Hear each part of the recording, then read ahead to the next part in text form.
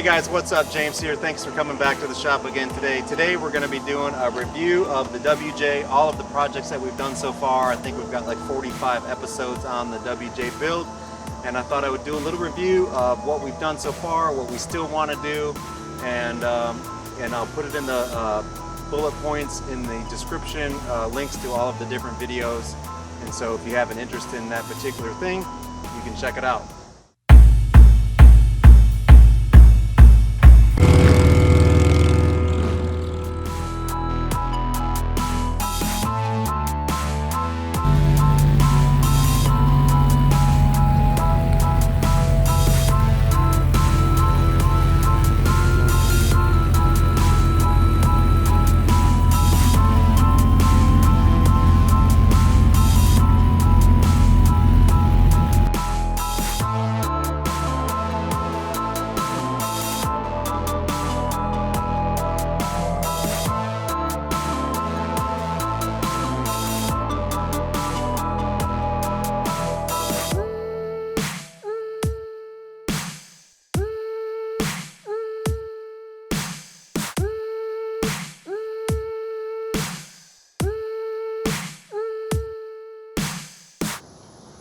Alright, so I'm going to run through these kind of quick. If you've been following this build from the beginning, we bought this Jeep for 500 bucks and it needed timing chains and a bunch of engine stuff. So the first things we did on the Jeep was get it running good. So we did new alternator, new starter, took the whole front of the engine apart and did timing chains, water pump, pretty much anything that was in there while I had it out. And I had to do a radiator too. The radiator was leaking.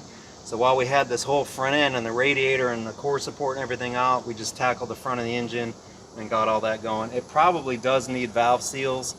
We've noticed when we've been out on the trail that we get like a puff of blue smoke sometimes when we're just idling through the trails. So at some point we're going to end up probably having to tear this all down and get into those heads. But that was the main thing of, like, you know, getting this thing running good and reliable. And our very first trip we put about 5,000 miles on it and drove it from Florida all the way up into Canada and then back home in about 2.5 to 3 weeks, I guess the trip was. So reliability on an Overlander is pretty important, and went with an Optima battery. You know, I'm hearing good things again about these batteries. There was a time where they were awesome and then they went kind of crappy, and then now I think they're maybe getting a little better again. I've had mixed luck with those batteries over the years. I guess while we got this open, this is the controller for the winch that we were able to fit in there. Ultimately, I'd like to do another battery somewhere, either in the back, or somehow reconfigure this and fit 2 batteries in there. I don't know how that would work, but you never know. So I'll close this up and move on to the next stuff. Alright, one of the next things we did, the steering was shot on this thing along with all of the suspension bushings, and so I tackled the steering and I made this 7075 aluminum tie rod and drag link, and I used a European tie rod a European tie rod end over there, which allowed me to put it on top of the knuckle. I did have to, without wheel spacers, it did hit the wheel, but that allowed me to bring the angle up, and you can see how nicely it's pretty close to matching the track bar, which was also custom. I moved that track bar up. It's actually probably up a little teeny bit too high to match perfectly with the steering, but I really don't get any bump steer, and that took care of all of that. Alright, one of the next things we did was I bought this used tent. So this whole build has been a budget build, so I bought the tent used for 400 bucks, and which was it 400 or 600? I think it was 600, because I remember it being more than I paid for the Jeep, which I thought was kind of crazy. Yeah, it was 600, I think. And retail, as you guys know, they're pretty pricey, like $1,000, $1,200, $1,500, $1,800. And the guy had maybe used it once. It looked absolutely brand new, and he was keeping it inside his apartment building, in his apartment. So anyways, so we did a couple camping trips before the Jeep was lifted with stock tires and everything, and that was one of the first things that we did. One of the next things I did was this side window project. I replaced the glass with aluminum, I English wheeled the panel, got all these Jeep parts, so there's like a 4-part series on making this, and I wired it up with the same buttons that the back glass uses. And then I've got the Moly panels that I designed in here that hold all our gear. These Moly panels you can get on my website at echelondesignworks.com, and that holds these bags, and you can just put all kinds of gear in there. And this has been really great. I still haven't figured out how I could possibly bring this to the market. It's just a difficult thing to do. But it is really cool, and I do love it. It's so handy when you're out camping, and everything is right there, especially first aid. I got the toe strap, some bungees, hand wipes, so it's pretty cool. And then it locks with the door locks too, so that's really cool. Alright, so one of the next things I did was I built my own 6-inch suspension lift. So I used a combination of Clayton parts, Clayton springs, and some of their bracketry. Some of the brackets I used universal stuff from Barnes 4-wheel drive, and I kind of put my own kit together. I used CHEROKEE Johnny joints, and then rubber bushings on the, I can't remember. Yeah, rubber bushings on the axle side, and the Johnny joints on the Jeep side, which is what was recommended. So it's supposed to help give a little better ride for road traveling and stuff. So all of the lower arms are 2-inch quarter wall, and the upper arms are 1.5 quarter wall. And then this bracket here in the middle here, that's your Clayton bracket with the frame tie-in. So it basically gives it kind of a mini frame, because you guys know that these are unibodies. So this kind of makes a little subframe out of it, and then it ties crossways too to hold the transfer case and transmission. So I think it turned out pretty good. I do get some tire rubbing right here. At full lock, I could probably change the little stop so that it didn't rub on there. I've thought about pulling these down and adding a bend in here and kinking that in a little bit, so that could be something that maybe that I upgrade in the future. While we're down here, I made a custom stainless steel skid plate on the Dana 44A rear axle. So that was a pretty cool design exercise. Made cardboard and wood templates, sent off my files and got them laser cut, and then I welded that all up. So on the transfer case, I pulled out the all-wheel drive transfer case and put in this guy. This is a 231 out of a full-size Dodge, and I got a 6-pinion planetary from a Dodge dually, and also has the wide 1.5-inch chain. So this thing's pretty much bulletproof, and now I have 2-wheel drive, which it didn't have before. And also did a slip yoke eliminator and a custom drive shaft. So definitely got to do that. Still has the stock front drive shaft, which I'm probably going to change at some point, because I'm going to roll this axle back a little bit more to get a little better caster. Then of course at some point we did all new brakes, new rotors, and we put new calipers on front and rear, and took them all apart and powder coated them to match the suspension. We did Bilstein shocks. I didn't cover that in any of the other videos, but we did the 5100 shocks. Did a JKS quick disconnect for the sway bar, and that's pretty much it underneath that I can think of right now. And again, these are Clayton progressive rate springs. You can see the progressive right there, which, honestly, I kind of question why these are all stacked on top of each other. You'd think there'd be a little gap. I've been meaning to call the Clayton guys and ask them about that. But and then the rears are Clayton 6-inch springs as well. And then I guess we move on to the wheel wells. So these wheel wells, the rear is a whole couple episodes on this. I cut this all apart and basically took this whole section, spread it out. I added 2 or 3, maybe 4 inches, and moved it up basically this width. So this whole thing used to be down here. So factory, the bottom edge would have been down here, and completely got rid of the whole area here. And don't mind the mess in there, but did quite a bit of work in here, quite a bit of metal work in here to get this so that when it closes, it seals real nice to the door. You can get a little shot there, Gavin. So this was a lot of anal obsessiveness here to get this all to look like that. But that turned out pretty good. A lot of little patches and stuff in here to get all this. I still need to do a rear bumper. We'll talk about that in a minute. And then same thing on the front. Basically took the fenders, cut them, stretched them, and moved them up 2.5 inches.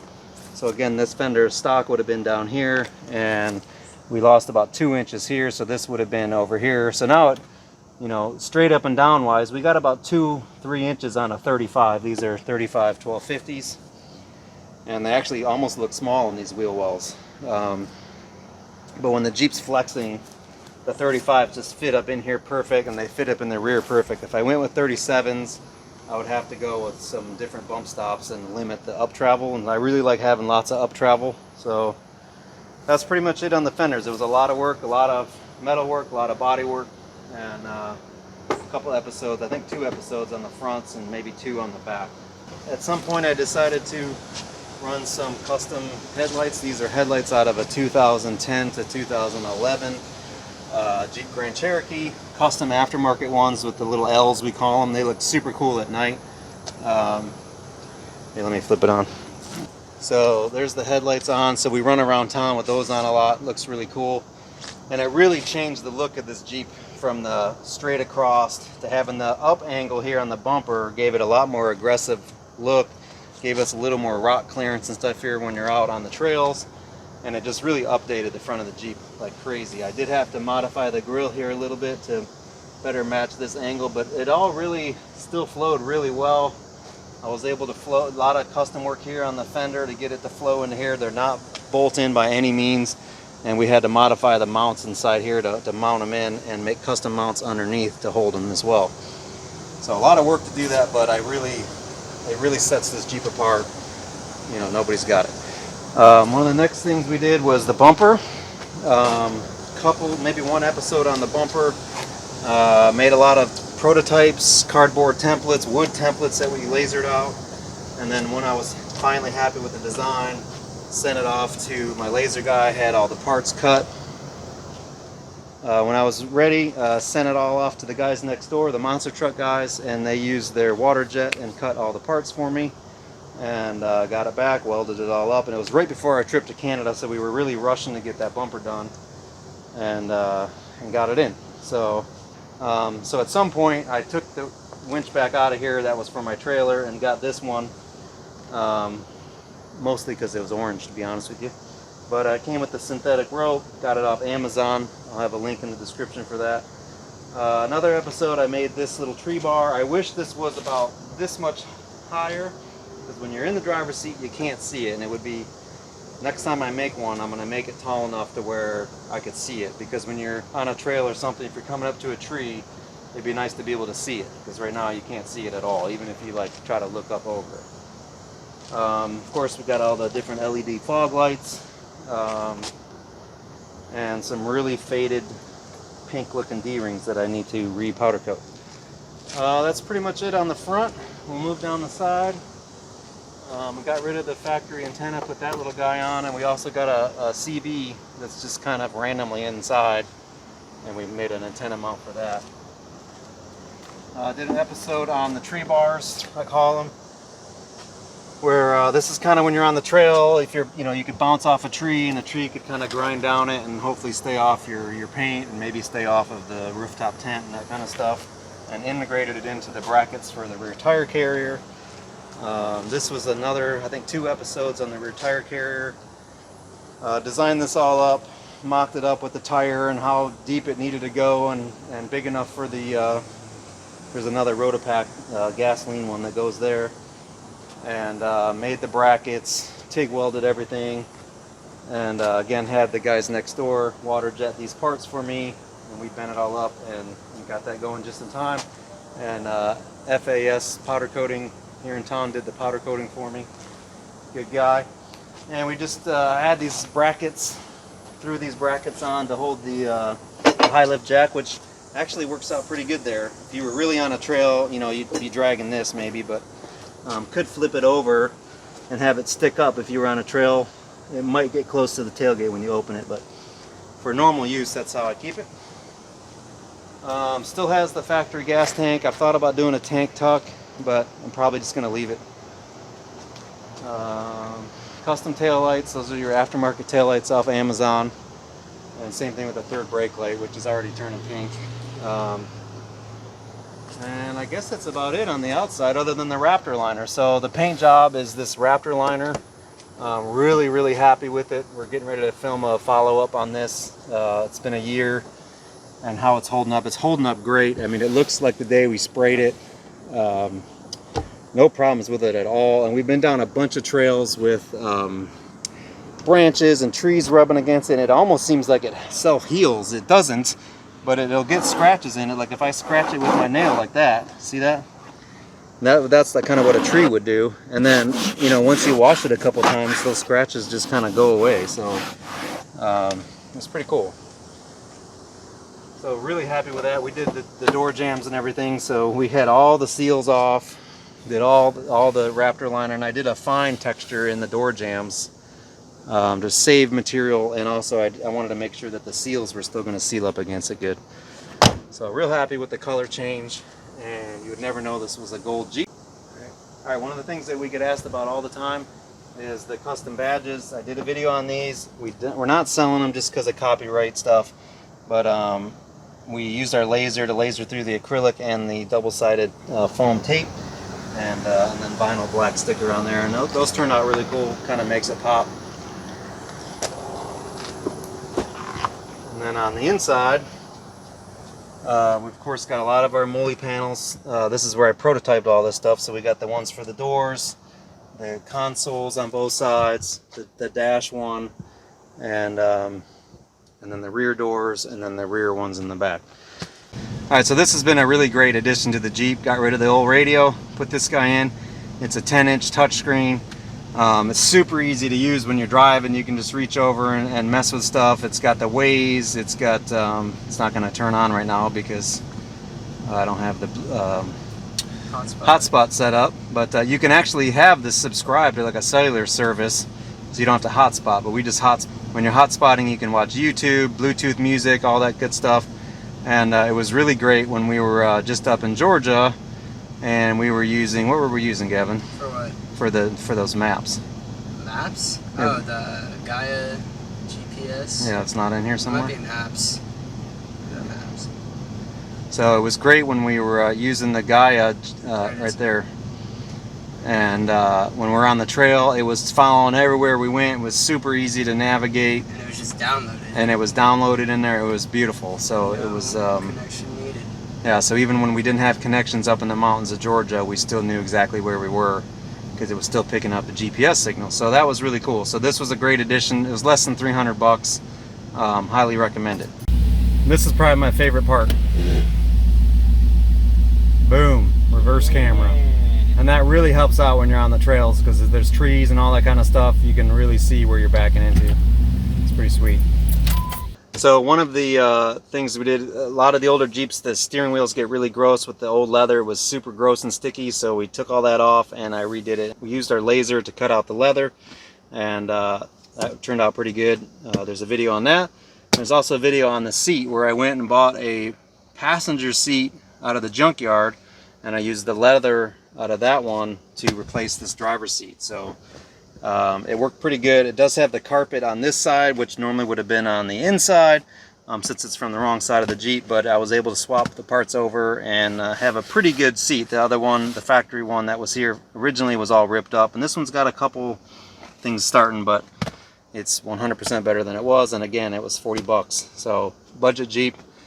You know, pretty much everything we built for this Jeep on our own. We've spent as little money as we can. And we've got a pretty cool family cruiser that we can go take on trips and all that good stuff. Alright, so that pretty much covers it. I think I got all of the modifications and everything we did on the Jeep. And now I'll just go over a few things that we want to do that we haven't got around to yet. So one of them is the rock sliders. I actually have them designed. I had the prototypes made, and I just haven't had time to make the tweaks and put them on. But it's basically like what they call like boat side sliders. So they come from the center frame area all the way over, go up, over, and in, and they'll be bolted all along here. And it looks pretty cool. I just got to get around to finishing it up. in the back, and I have it half designed. Again, haven't had time to mess with it. A whole cabinet system with drawers that'll pull out to have like the stove and all our camping gear and everything in there, which will make it much easier when we're on the road. Because right now, if we stop for lunch or whatever when we're on the road, you got to pull out the cooler and pull out all this stuff to get to your food or whatever. So it'll be really nice, yeah, with those cabinets to be able to, you know, pull out some stuff, get some snacks, do the cooler, one of them cooler pull down dealios, stuff like that. So that's pretty high on the priority list. And I also want to do a rack up here. So my plan is going to do a basket rack that'll come up probably all the way, you know, up to here, and that way it'll leave this portion of the rack to put like firewood and that kind of stuff. Usually when we go camping, we'll see some roadside firewood and we want to pick up some firewood before we find the camp, and we got no place to put it. Last time we stacked it on the back window area between the tires, so it'd be nice to be able to stack wood up here. And then the plan will be probably either a swing out or a flip down side that'll allow the tent to open up.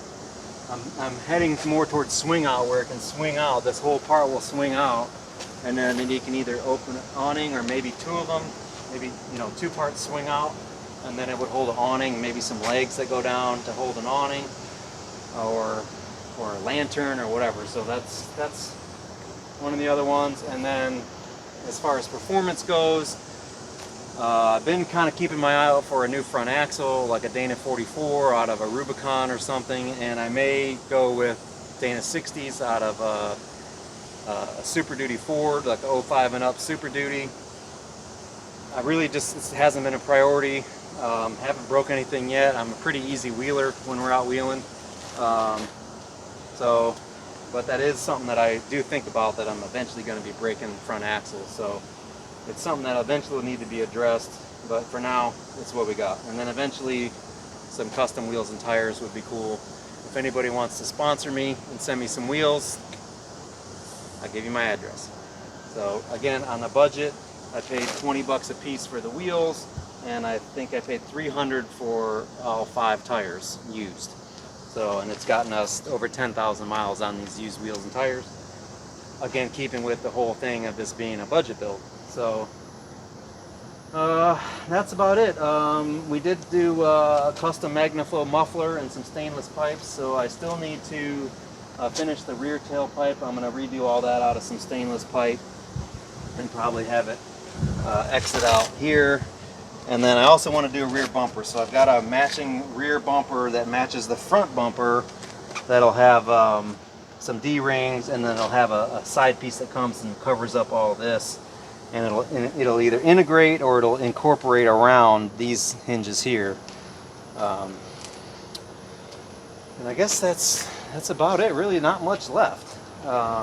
Fix the exhaust, the rear bumper, the upper carrier, the side guards, and the sliders, and then also the other window, the side window thing we did. I've been meaning to do this window over here, and I just haven't got around to it. There's a lot of work, and it would be cool to have it on both sides. And that's about it. I think that's it. So hope you enjoyed this video, and I'll put all the links in the description for all the different things. So if there's something in particular you wanted to look at, you can go check out that video, and keep checking back for more. And all the other projects that we're doing around here as well. We don't just work on Jeeps. This was just something that we happened to get. We do a lot of the work on the Lincolns, and we're going to be doing some build stuff on my Volkswagen GTI as well. So, Actually, my car. which Gavin thinks is going to be his car. Well, I'm saying my car. Oh yeah, his car. Yeah, we're going to be doing a lot of stuff on Gavin's car once he turns 16 and can buy a car. So anyways, peace out guys. Thanks for coming in and watching. And don't forget to like and subscribe. You know the drill. See you next time.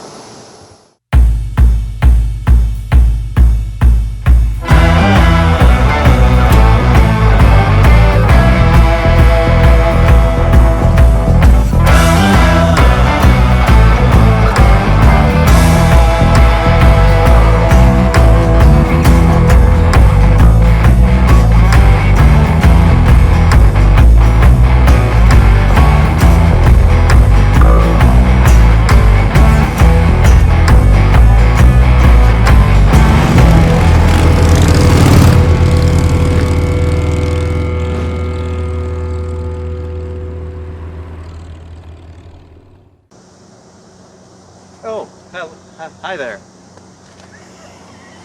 Wow, that was Yeah, horrible. that was good, huh? That was really bad. Okay. All right, calm down, calm down. How's the beard look? How's the beard look? Okay,